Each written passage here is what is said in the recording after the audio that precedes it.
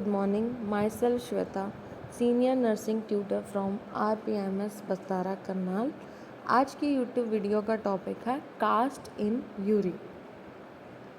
Cast in urine, it is formed in the DCT and matrix is due to Tama-Horsfeld glycoprotein which is secreted by cells of thick ascending limb of loop of Henle। हाइलेन कास्ट normal individuals में होता है, but अगर patient में granular cast होते हैं तो कोर्स नॉर्मल हाइरिन है।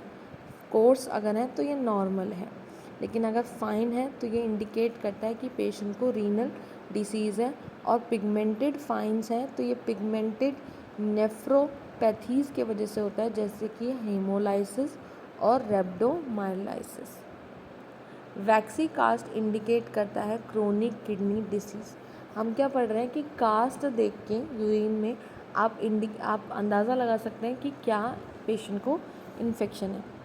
जैसे हाइलिन कास्ट नॉर्मल होता है, लेकिन अगर ग्रैडुलन कास्ट में फाइन और पिगमेंटेड कास्ट हो रहे हैं तो फाइन कास्ट तो इंडिकेट करेंगे पेशेंट को कोई ना कोई रीनल डिसीज़ है, बट अगर पिगमेंटेड कास्ट आ रहे हैं तो वो पिगमेंट नेफ्रोपैथी जैसे कि हिमोलाइसिस जिसमें आपके आरबीसीज टूटने लगते हैं, और रेब्डोमायोलाइसिस में भी सिम्टम सेम दिखते हैं।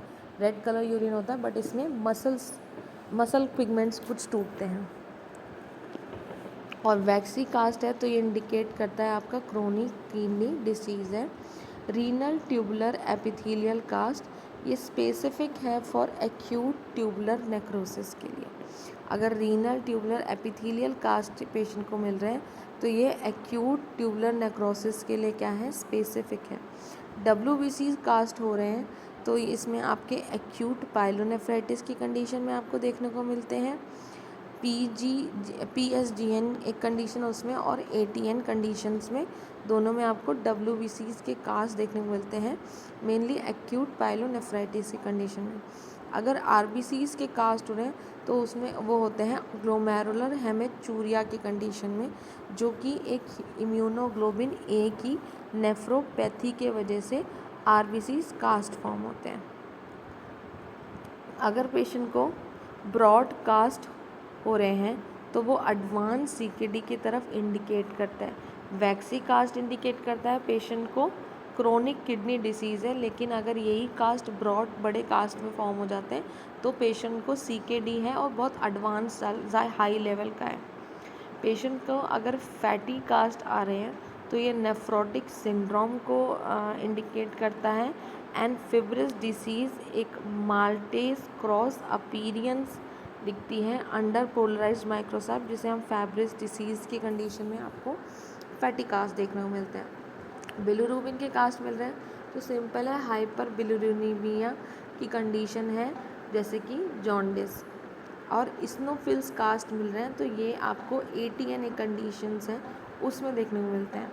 सो फॉर समराइजिंग इट, आपके जो कास्ट मेनली फॉर्म्ड होते हैं वो DCT में फॉर्म होते हैं, ठीक है। और इन कास्ट का फॉर्म होने के रीज़न बहुत सारे होते हैं।